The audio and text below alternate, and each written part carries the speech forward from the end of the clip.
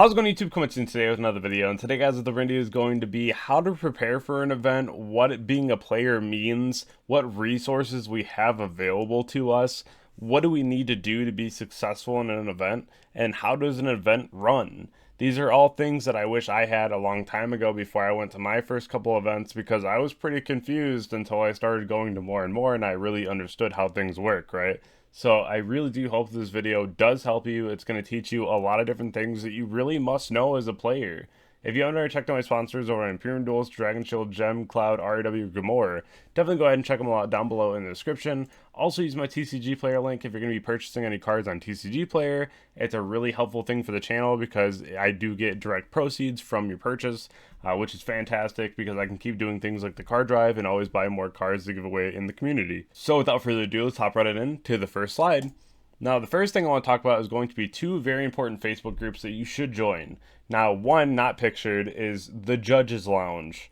That is going to be really fantastic. A ton of rulings already in there that you can backlog and look at what each one is. You also can ask about new rulings and you can check and see which other rulings you would like to know. The other group is going to be Yu-Gi-Oh! Black Market.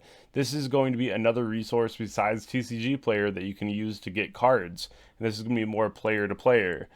Always look out for scams. Make sure that if it is fishy, that you always verify and see if they have like a ref post. And what I mean by that is if you're talking to someone and they seem off or there's something about the conversation that doesn't really seem to be going the way that you want it to, definitely just ask them for a reference post for other people that they've sold to or traded to, which is fantastic because it gives you a lot more confidence in who you're buying from or trading to. And, you know, if you are being told that you have to do friends and family for PayPal instead of goods and services, that's a huge red flag and you should immediately stop that conversation.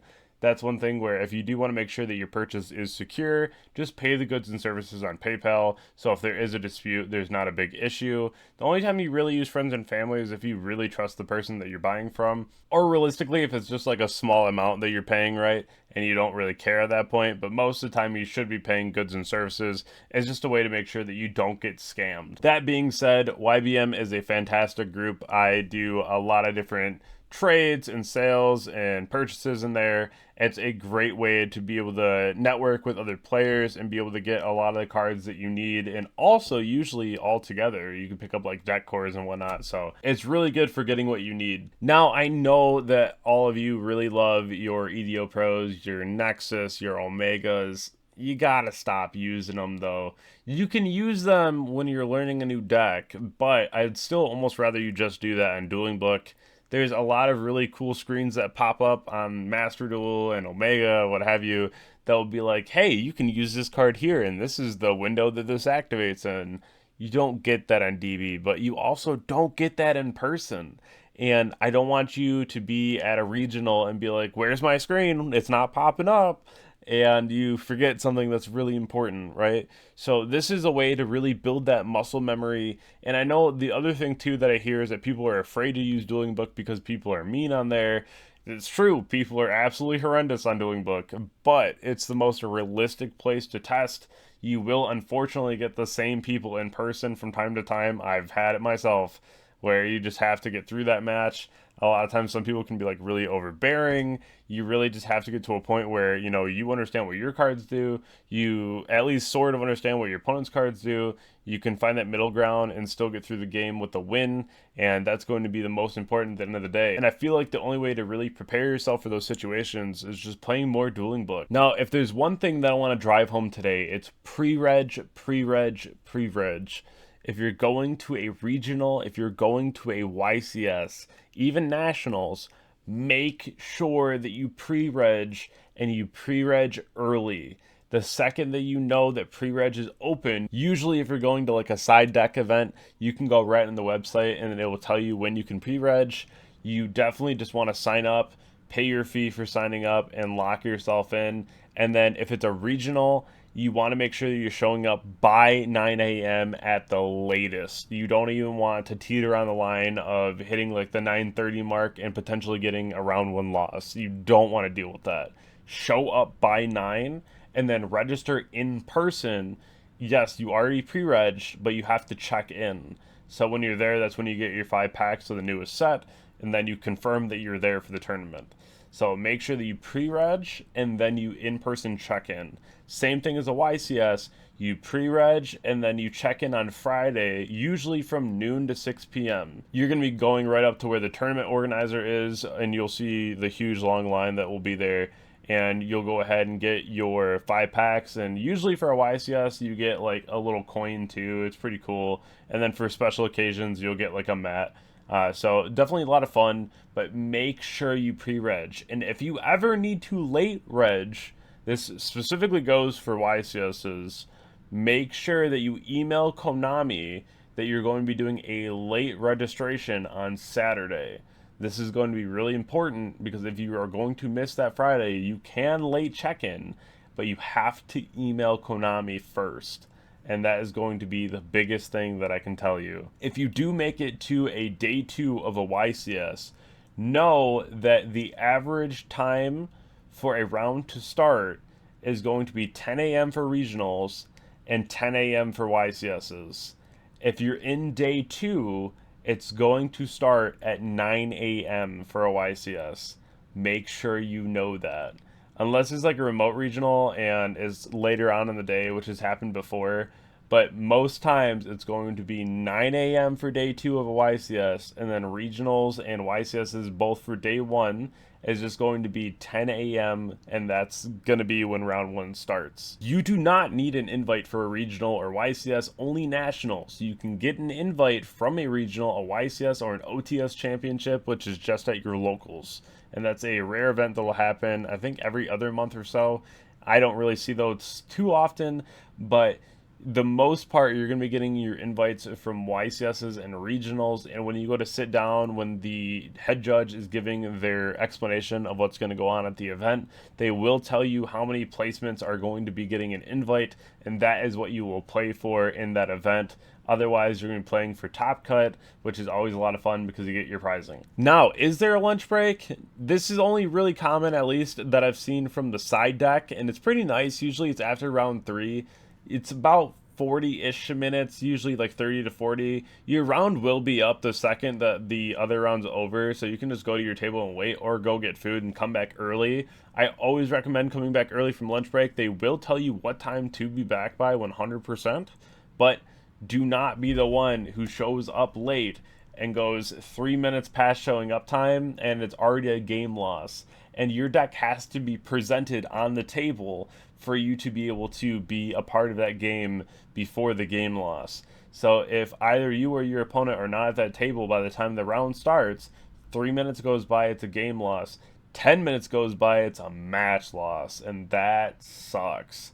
And if you're not present and you get a match loss, usually you'll get dropped from the tournament. So just make sure that you are around, because this will happen and it's very unfortunate. I've seen it happen to countless people. Now the next thing here is that you can appeal.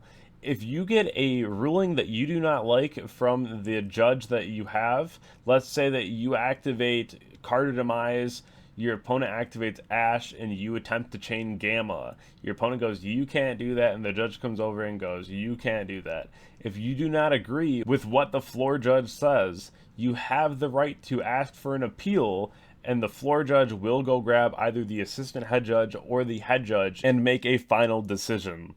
Now, this is 110% the most important thing to know. You always, always, always have the right to appeal unless it's a ruling given out by a head judge. The head judge cannot be appealed, neither can the assistant head judge. So make sure that if you have a floor judge and you do not agree with the ruling, that you do ask for an appeal, because that is your right as a player. Now, for end of match procedure. If you have hit time and you are now where time is just completely zeroed out, the judge calls it over the intercom, what do you do now? Well, you look at life and you figure out what phase you were in right now. Let's say that you were in the standby phase when time got called, and now you look at life, you have 8,100 and your opponent has 8,000. If your opponent can't do any kind of damage and you can't gain any kind of life, then you just win in that scenario if your opponent has no other actions in the standby phase. It used to be 0, 1, 2, 3 with your opponent, and that's one thing that you'll see in like top cuts, because there can't be a draw. They need a clear winner, so they'll do 0, 1, 2, 3, which is the old rule, to make sure that they are going to have a winner in the match and not just a draw. Now, the last but not least, watch your belongings. Now, you're going to look at me in this video and be like, of course, GG, why would I not watch my bag? It's going to be a very sad statement, what I'm about to say, and it's extremely true. It is some people's jobs to come to events and steal from you as a player. You will find your backpack, absolutely, in a bathroom trash can, empty, which is crazy. I've had friends lose thousands of dollars in cards because their bags get stolen and they get careless. If you're at an event, travel light. Don't travel heavy. Get a small bag. Keep your playmat, your calculator, your notepad, and your deck box. You don't need to carry a trade binder, but if you are going to have one, make sure you maybe have like a small gym bag that you put it in, right? You don't want to have anything that's extra or things that you can have accidentally just disappear, right? So that's one thing where the only thing I keep on me is my backpack at all times. And when I sit down at a table, my leg goes through the belt loop, because at that point I know that if anyone like pulls in my bag, I'll immediately feel it, because when you're lost in a game and you're really focusing, you just don't even notice. You just zone out. So that's one thing where people will just pull your bag underneath you and they're gone. They're gone with your cards. So you really want to make sure that you have your bag locked up, it is between your legs, your foot is through the belt loop, and that your cards are secure. Always double check your surroundings, make sure that everything goes back into your bag. Watch your belongings, please. I do not want to hear another story of someone getting their card stolen because they left it on the end cap of a table, just completely just by itself underneath the table, and it got snatched. It is the worst feeling, the most gut-wrenching feeling. I've had people lose way too much over it, and it's awful. Thankfully, I've never experienced that as far as something that's happened to me, but I've heard way too many stories, and I want you to be prepared for your event, so watch your belongings. I do hope that this video shedded some light on exactly what it means to be a player in an event, and really what you need to do to prepare, and what it means to have a time ruling, what it means to be on a lunch break and getting back in time, and really just procedural things. That really does make things a lot easier, at least in my mind, whenever I know those things, to really keep those in the forefront of my mind when I'm at an event. Also, drink a lot of water. Drink a lot of water. I drink a water bottle like every single round. Once my round's over, I'll like go to the bathroom, drink a whole water bottle, and go my next round. And I think that's so important. Water is so good for you. Just a little tidbit there. And sleep. Definitely go ahead and join my Twitch, Twitter, Discord, Instagram, and subscribe to the channel if you haven't already. I appreciate each and every one of you. Let's hit 30,000 subscribers, and I'll catch you all in the next video. Thank you.